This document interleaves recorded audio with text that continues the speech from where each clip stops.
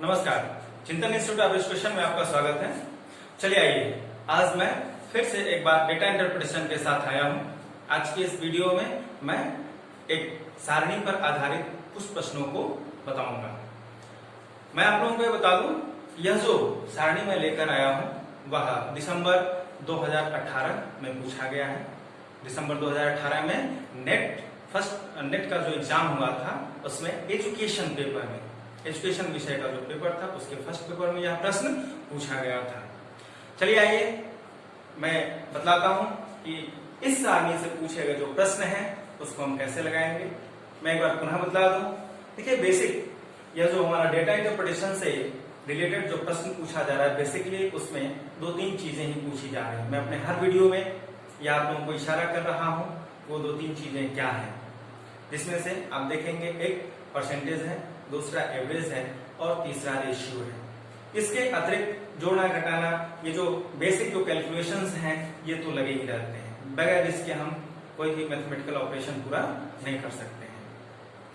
तो चलिए देखते हैं यह जो सारणी है उस वह क्या किन किन प्रश्नों के साथ है और हम उन प्रश्नों को कैसे लगाएंगे। देखें, यह जो प्रश्न है हमारा वह किसी कंपनी द्वारा विभिन्न मदों में व्यय किए गए जो धनराशि थी उस पर आधारित है। इसमें आप देखेंगे विभिन्न मदों में जो रुपए खर्च किए गए हैं, जो व्यय हुआ है धन का, वह करोड़ में इस तालिका में दिया गया है। तो देखिए 5 वर्षों का यहाँ पर जो खर्च है, जो व्यय है वह दिया गया है 2008 से लेकर के 2012, 2008, 9, 10, 11 और 12 इन 5 वर्षों का जो विभिन्न मदों में खर्च है। तो देखें जो मद हैं वे कौन कौन से हैं। पहला है वेतन, कंपनी है तो कर्मचारियों को वेतन दिया जाएगा। फिर ईंधन इत्यादि, जो ईंधन के रूप में जो भी चीज पेट्रोल, कोयला वगैरह जो भी लगे ये। फिर उसके बाद कर्मचारियों को दिया जाने वाला बोनस, ऋणों पर ब्याज, जो वे ऋण लिए होंगे उस पर जो उन्होंने ब्याज दिया, और जो टैक्सेस उन्होंने दिया, जो कर दिया। तो ये 5 मद यहाँ पर हैं और इन सभी मदों में जो खर्च हुआ विभिन्न वर्षों में वह कुछ इस प्रकार से है। देखें 2008 में 57.6 करोड़ खर्च हुआ था वेतन में, ईंधन में 19.6, बोनस में 0.6 करोड़, ऋणों और ब्याज पर 4.48 करोड़ और कर पर 16.6 करोड़। इसी प्रकार से हर वर्ष का यहाँ पर डेटा दिया हुआ है। इस पर आधारित जो प्रश्न है उसको हमें लगाना है। आइए देखते हैं प्रश्न क्या है। पहला प्रश्न देखिए, पहला प्रश्न है वर्ष 2008 से 2012 की अवधि के दौरान, 2008 से 2012 5 वर्षों में ऋणों पर ब्याज पर औसत वार्षिक व्यय था। इन 5 वर्षों में ऋणों पर ब्याज यह जो मद है इसमें जो औसत व्यय है, औसत वार्षिक व्यय, यही आपसे पूछा गया है। तो कैसे निकालेंगे हम? औसत वार्षिक व्यय पूछा गया है तो हमें करना कुछ नहीं, बहुत विशेष कुछ नहीं करना है। सिर्फ हमें क्या करना है, इन 5 वर्षों में इस मद में जो खर्च हुआ है उन सबको हम क्या करेंगे, जोड़ देंगे। और जोड़ने के बाद 5 वर्ष का व्यय है तो 5 से हम भाग दे देंगे तो औसत निकल जाएगा। मैं आप लोगों को बता दूं, औसत का जो सूत्र होता है वह क्या होता है, कुल राशियों का योग डिवाइडेड बाय या भागे कुल राशियों की संख्या। ठीक है, तो आइए चलिए हम लोग निकालते हैं इस प्रश्न का उत्तर क्या होगा। यहाँ पर देखिए औसत निकालना है हमको। औसत का सूत्र होता है औसत बराबर कुल राशियों का योग या कुल पदों का योग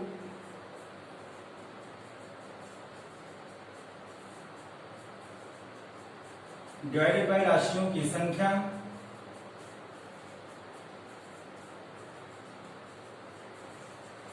अब देखिए कुल राशियों का योग यानी कि हर वर्ष जो खर्च हुआ है, जो व्यय हुआ है उसका योग हमको निकालना है, यानी कि इतना प्लस इतना प्लस इतना प्लस इतना, और ये इन सबको जब हम जोड़ेंगे तो इसका जो टोटल होगा वह कितना आएगा, 36.66 करोड़ यह टोटल आएगा।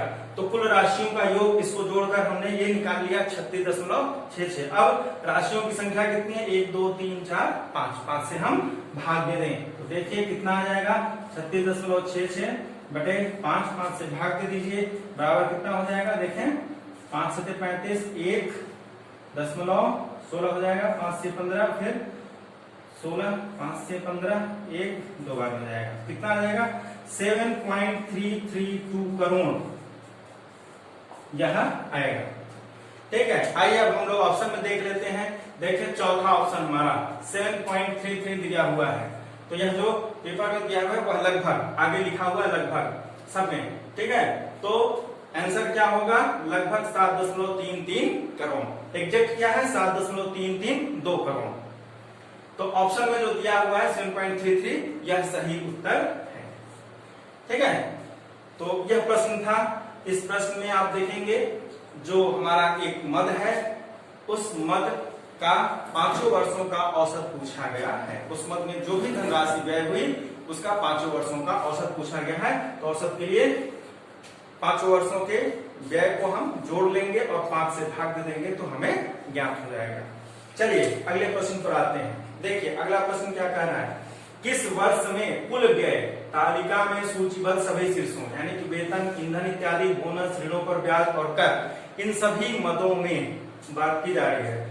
किस वर्ष में कुल व्यय सबसे कम था, सभी मदों को मिला करके सबसे कम व्यय किस वर्ष हुआ है। तो क्या करना है हमको इसके लिए, हर वर्ष का ये जितना भी जितने भी ये मद हैं हमारे पांचों मद 1 2 3 4 5 वेतन, ईंधन इत्यादि, बोनस, ऋणों पर ब्याज, कर, हर वर्ष इन मदों में जो भी खर्च हुआ है हमें क्या करना है सबको जोड़ लेना है।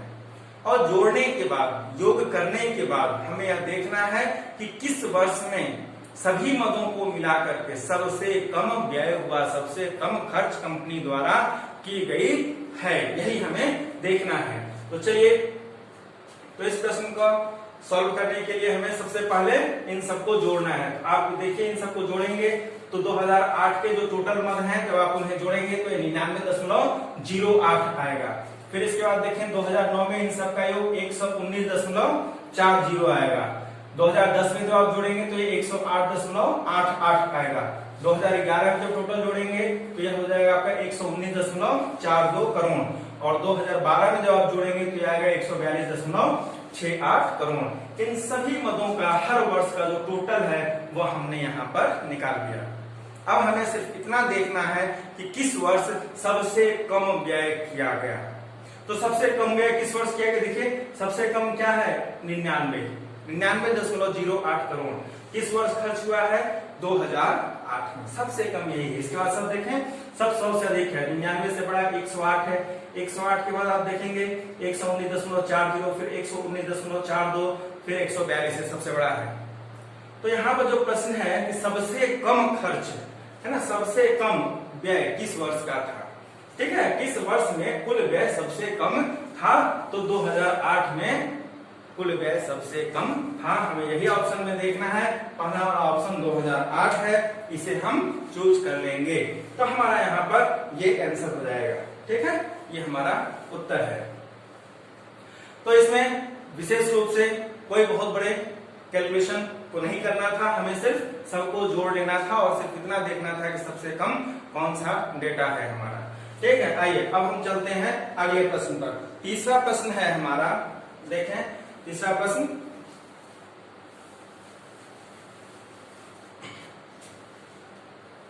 देखिए तीसरे प्रश्न में क्या पूछा जा रहा है, किस वर्ष में करों और कर, ये हो गया ये मद कर हमारा, और ऋणों पर ब्याज ये बगल वाला, करों और ऋणों पर ब्याज इन दोनों मदों पर व्यय, कर और ऋणों पर ब्याज इन दोनों में जो व्यय किया गया है वह ईंधन इत्यादि पर व्यय, यहाँ पर ईंधन इत्यादि पर व्यय की तुलना में कम था। प्रश्न को समझना है हमें। देखिए किस वर्ष में करों और ऋणों पर ब्याज पर व्यय, देखिए इन दोनों पर जो व्यय किया गया, जो खर्च किया गया वह धनराशि ईंधन इत्यादि, इस पर ईंधन इत्यादि पर जो व्यय हुआ था उसकी तुलना में कम था। ये प्रश्न है, फिर से देख लीजिए। प्रश्न को समझना बहुत ही जरूरी है। अगर आप प्रश्न को समझ जाएंगे तो आप आसानी से उस क्वेश्चन को आप सॉल्व कर लेंगे। तो देखें फिर से मैं पढ़ता हूं, किस वर्ष में करों और ऋणों पर ब्याज पर व्यय ईंधन इत्यादि पर व्यय की तुलना में कम था। बहुत ही आसान है, हमें सिर्फ इतना देखना है, इन दोनों को जोड़ लेंगे तो करों और ऋणों पर ब्याज का जो टोटल व्यय होगा वो हमें मालूम चल जाएगा। और हमें यह देखना है कि इन दोनों पर जो खर्च हुआ है, जो व्यय हुआ है, वह ईंधन इत्यादि पर जो खर्च किया गया उससे कम किस वर्ष था। तो आइए चलिए देखते हैं। सबसे पहले देखिए ईंधन इत्यादि में कितना खर्च हुआ है, 19.6। अब अगर आप इन दोनों को जोड़ें तो देखिए 16 है और ये कितना है 4, 16 4 20 हो जाएगा ऐसे ही, और ये 19.6 20 से कम है।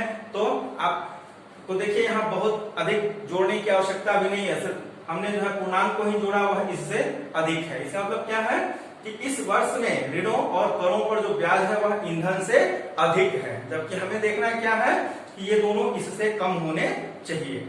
आइए अगला देखते हैं। तो ये तो क्या है, दोनों अधिक हैं। अब अगला देखिए ईंधन इत्यादि में 2009 में कितना है, 22.4 है। अब इन दोनों को जोड़िए, 21 और 6 कितना हो जाएगा, तो पूर्णांक को ही आप जोड़ेंगे तो ये 27 चला जा रहा है, तो ये टोटल आप इसको जोड़ेंगे तो 28.1 28.1 आएगा। ठीक है, तो अब देखिए ये क्या है, इन दोनों का योग इससे बड़ा है, तो यह भी हमारा उत्तर नहीं है।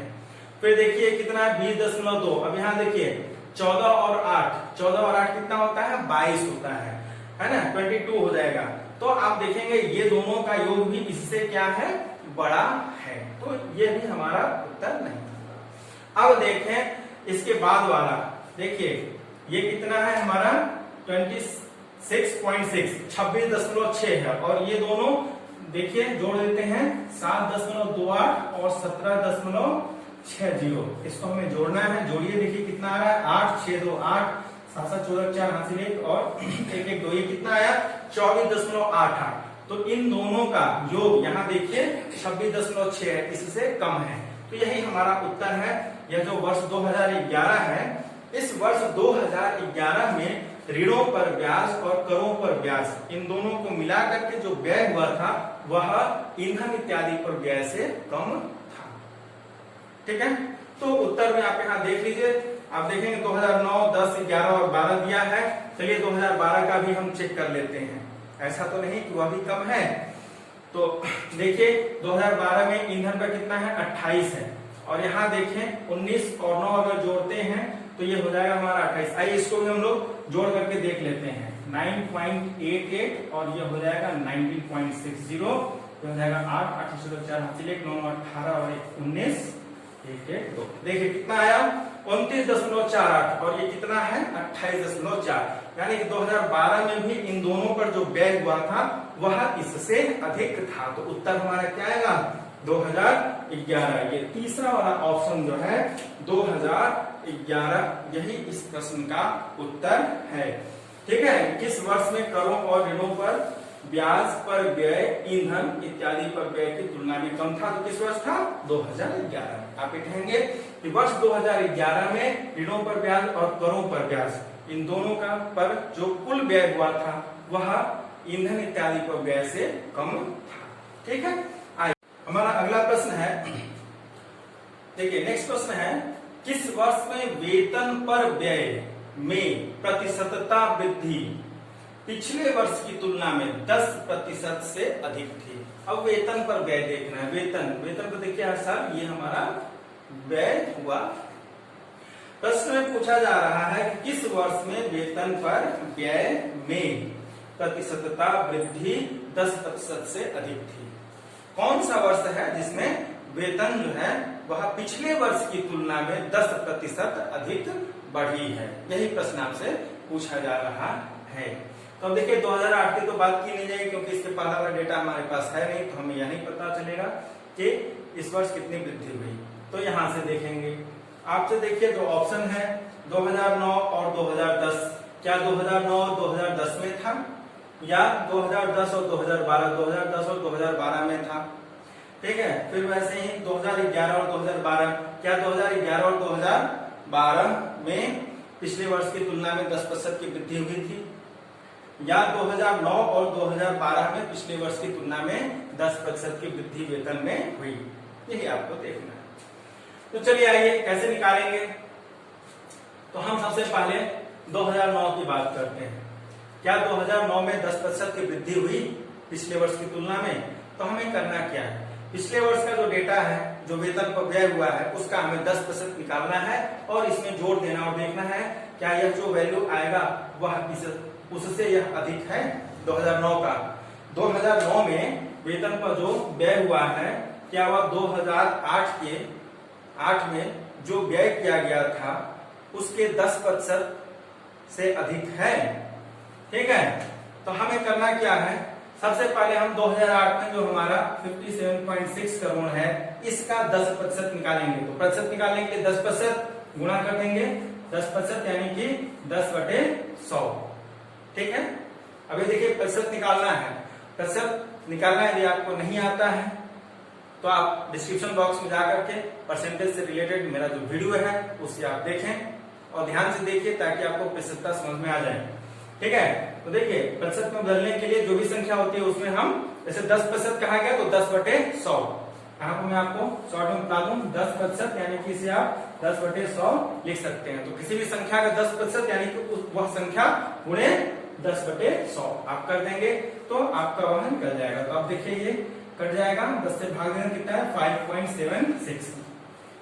देखिए 57.6 का 10% कितना है 5.76। अब हम क्या करेंगे, इसमें इसको जोड़ देंगे यानी कि 57.60 यह दोनों हम जोड़ दें तो कितना आएगा 6 7 6 13 3 हासिल 1 और ये हो जाएगा 7 6 13 5 1 6। कितना आया, यह हमारा आया 63.36 63.36। तो देखिए क्या यह जो हमें मिला इससे अधिक है अगले वर्ष का। हाँ, ये कितना है 68, यह हमारा 68.4। ये जो 68.4 है वह 63 से अधिक है, 68 जो है 63 से अधिक है। तो 2009 में जो वेतन में वृद्धि हुई वह 10% से अधिक की वृद्धि थी। भाई 10% वृद्धि होती तो इतनी ही होती, लेकिन 10 से अधिक होने पर ये है। ठीक है, 10 से अधिक हुआ है। तो एक तो है 2009। ठीक है, तो यहाँ देख लीजिए 2009 यहाँ है और 2009 यहाँ है। ठीक है, अब हमें देख लेना है क्या 2010 में हुआ था या 2012 में। एक तो क्लियर हो गया कि 2009 में 10% से अधिक की वृद्धि हुई थी। ठीक है, तो अब देखिए 2010 और 2012। 2010 की बात करें, देखिए यहाँ पर कितना है 68 68 है और यहाँ कितना हो गया 64, घट गया, बढ़ा ही नहीं, थोड़ा भी नहीं बढ़ा। तो हमें यहाँ पर देखने की आवश्यकता ही नहीं है कि ये 10% तो घट गया है, बढ़ा ही नहीं है। ठीक है, 1% भी नहीं बल्कि माइनस में चला गया। अब हमें बस ये देखना है 2012, अब तो क्लियर ही है 2012 ही वो है जहां पर 10% से अधिक। यहाँ आप देख सकते हैं 67.2, इसका 10% निकालें हम तो वह आप देखें कितना आएगा। आइए सोल्व करते हैं हम लोग। देखें ये हो जाएगा हमारा 67.2 गुणे 10%, 10/100 ये कट जाएगा और 10 से भाग देंगे आप तो ये हो जाएगा 6.72। 67.2 का 6.72 10% आया। अब हम क्या करेंगे, इसमें इसको जोड़ देंगे तभी तो आपको पता चलेगा कि इसका 10% जब वृद्धि होगा तो कितना आएगा। तो यहाँ पर हम जोड़ देते हैं 67.20, ये हो जाएगा 2729 और ये हो जाएगा 7 + 6 13 और कैरी 1 हो जाएगा 6 और 1 कितना हो गया 73। तो देखिए 84 है, बहुत अधिक है। तो 2012 आप देखेंगे यह जो 2009 है इसमें और यह जो 2012 है इसमें आप देखेंगे कि वेतन में 10% से अधिक की वृद्धि हुई है। तो आपका उत्तर क्या आ जाएगा, डी वाला। 2009 और 2012 में वेतन में 10% से अधिक की वृद्धि हुई।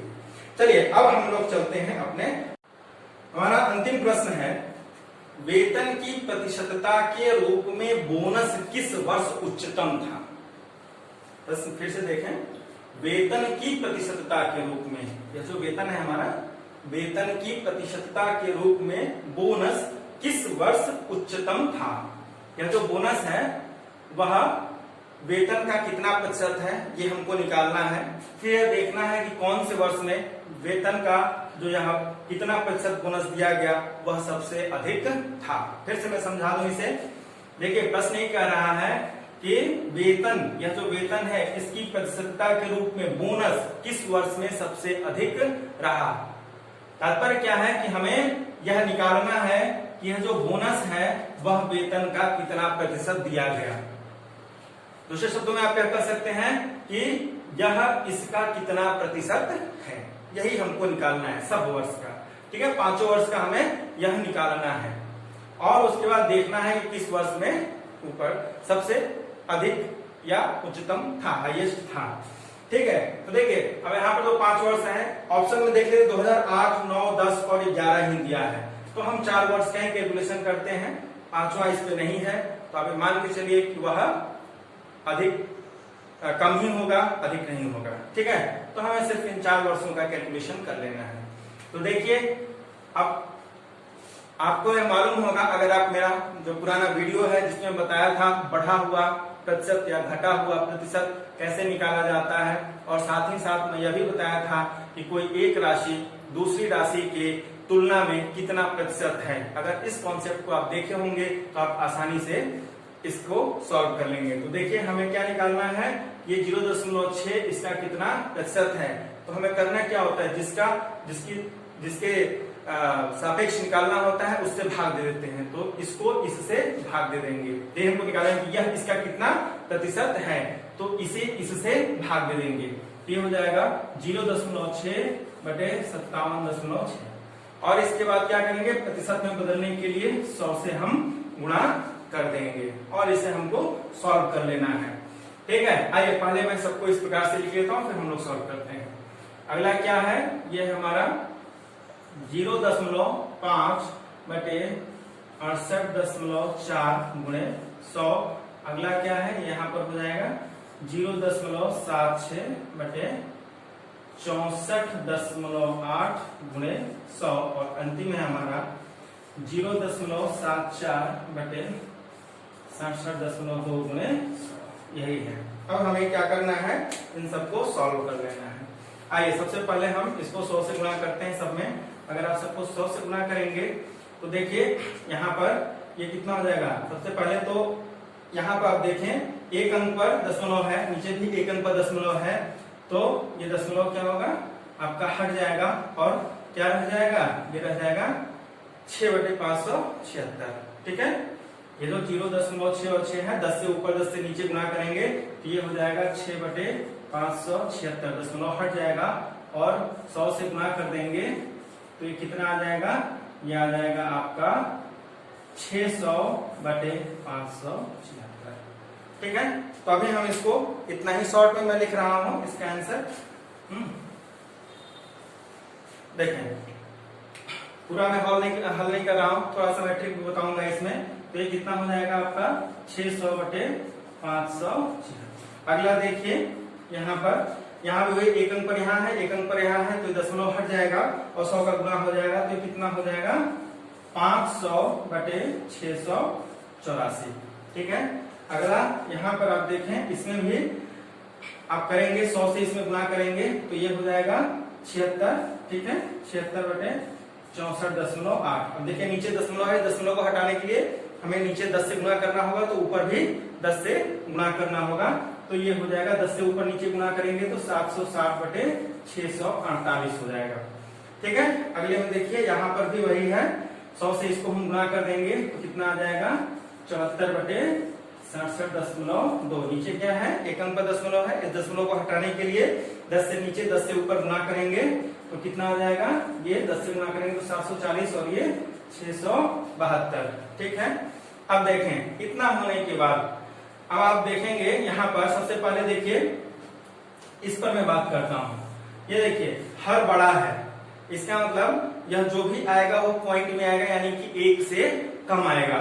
ठीक है, और यहाँ पर देखिए हर छोटा है। ठीक है, इसमें भी हर छोटा है और इसमें भी हर छोटा है, तो देखिए यहाँ पर हम कैलकुलेशन करने से बच गए क्योंकि इन तीनों का मान 1 से अधिक आएगा, तो इसको हम रहने देते हैं क्योंकि जब भी आएगा 1 से नीचे ही आएगा। अब हमें इसको सॉल्व कर लेना है। अब इसे आप भाग दीजिए, अगर आप इसको भाग देंगे तो कितनी बार जाएगा, 1 बार जाएगा। ठीक है, और उसके बाद कितना बचेगा, शेष हमारा बचेगा 24, दशमलव लगाएंगे तो 240 हो जाएगा, 240 576 से नहीं कटता है, 0 ले जाएंगे तब वो 24 होगा और फिर उसके बाद लगभग जो है 6 बार जाएगा तो कितना आ जाएगा 1.06। ठीक है, लगभग तो इसका हमारा वैल्यू निकल गया। अब हम इसको सॉल्व करेंगे। इसको देखिए, इसको मैं मिटा दे रहा हूं, इसकी कोई आवश्यकता नहीं है। दूसरा जो डेटा था हमारा, ठीक है, तीसरे को हम अब सॉल्व करने में जा रहे हैं। चलिए, तीसरा डेटा है हमारा 760। अब देखिए 760 को 648 से अगर हम भाग देंगे तो एक बार जाएगा। मैं यहाँ पर फिर से लिख ले रहा हूँ 760 बटे 648। अब भाग दीजिए इसको, तो कितनी बार जाएगा? एक बार जाएगा। 760 में से 648 अगर आप घटाते हैं तो 112 बचेगा। दशमलव लगाएंगे तो कितना हो जाएगा? वह आपका वह हो जाएगा 1120। ठीक है, 112 से बचा, दशमलव लगाएंगे, 0 आएगा, 1120। अब कितनी बार जाएगा? 1 टाइम जाएगा। ठीक है, तो देखिए इससे यह बड़ा है। अब एक बार और हम लोग लेकर चलते हैं, 2 बार लेकर के चलेंगे, 2 स्थान तक लेकर चलते हैं तो ज्यादा अच्छा है। ठीक है, तो अब यहाँ पर अगर 1 टाइम ले जाएंगे तो ये 648 हम घटा देते हैं। भाग देना है, यहाँ पर भाग आप लोग अलग से दे करके देख लीजिएगा।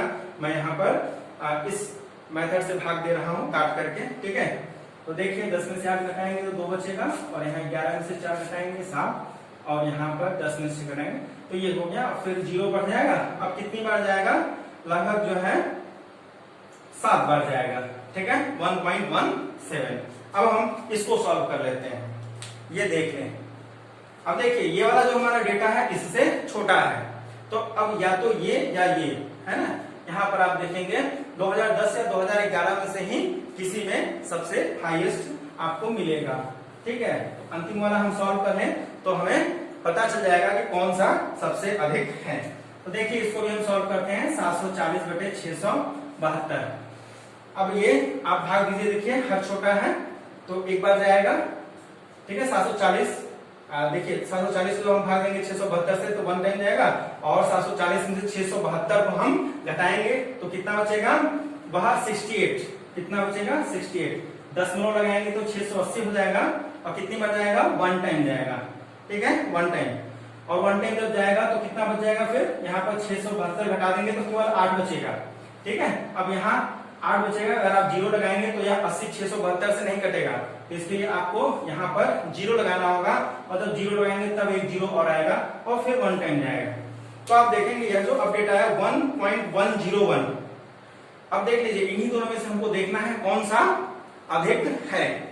ठीक है, तो आप देखें यहाँ पर, अगर आप देखेंगे ध्यान से तो 1.17 1.10 से बड़ा है।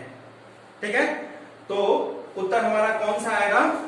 आप कहेंगे कि वर्ष 2010 है, वर्ष 2010 में जो बोनस था हमारा वह वेतन की प्रतिशतता के रूप में सबसे अधिक था। ठीक है, वर्ष 2010 का ही ये डेटा है ना।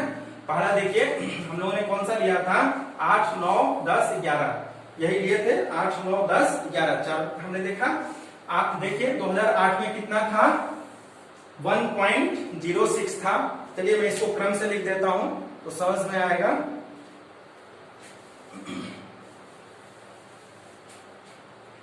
देखिए वर्ष 2008 में कितना था?